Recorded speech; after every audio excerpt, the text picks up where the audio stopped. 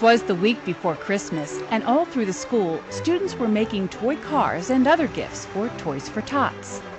We made toys in classes, we drew them out, we carved the wood, sanded, painted, made details, decorated them, and then along from that we collected money during lunch.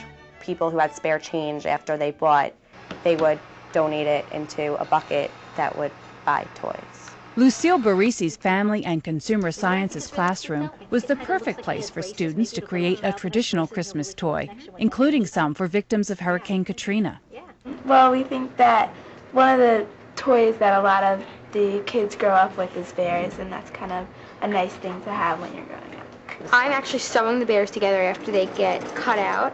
What's it mean to you to be able to not only be part of the donation, but to actually put something together to make something for a kid?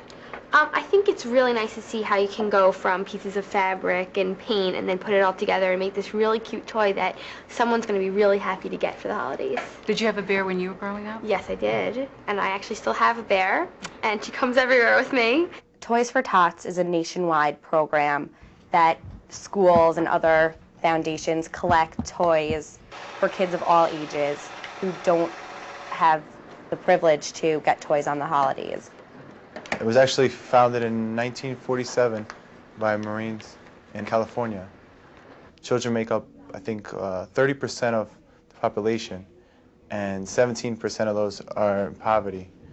Corporal Marleveld attended a special assembly December 19th to pick up the hundreds of toys Heritage Middle School students donated. Sergeant Michael Wishnia was there too.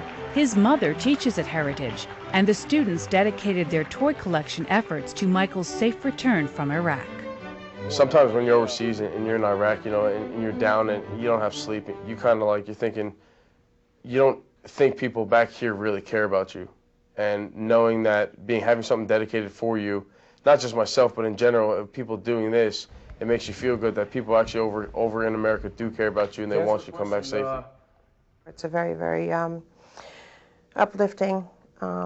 It's a very emotional experience. It's something that I really take to heart, and we appreciate, my family and I.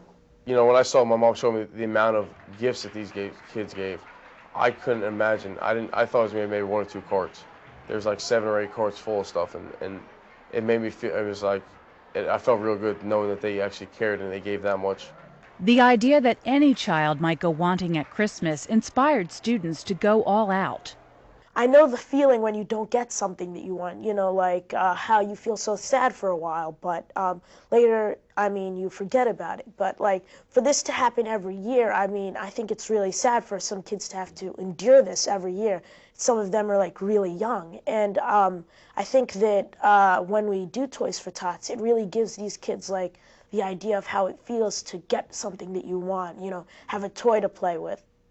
I am so proud of my students, both those in the classroom that made bears for the Toys for Tots program, and also those who worked so hard with us in Student Council to get this project off the ground.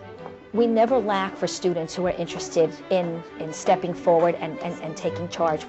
And it's unbelievable how they just naturally take on this leadership role, how they naturally just step up to the plate. They come up with the ideas.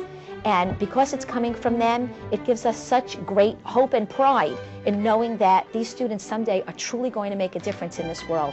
When I was their age, I was 12, 13, I remember, anything came up in the schools, my mom was always like, "Cookie, you need to do it." I now realize why, now growing up 10 years later, realizing, okay, well, there's a reason for it. You can't always receive, you need to give. You need to be able to go out there and actually help out others. Seeing that these kids now doing it and caring as much as they do care, it makes me feel good that, that when they become, 24, 25, or even, and they have families and things, that they're actually their families will be caring as well.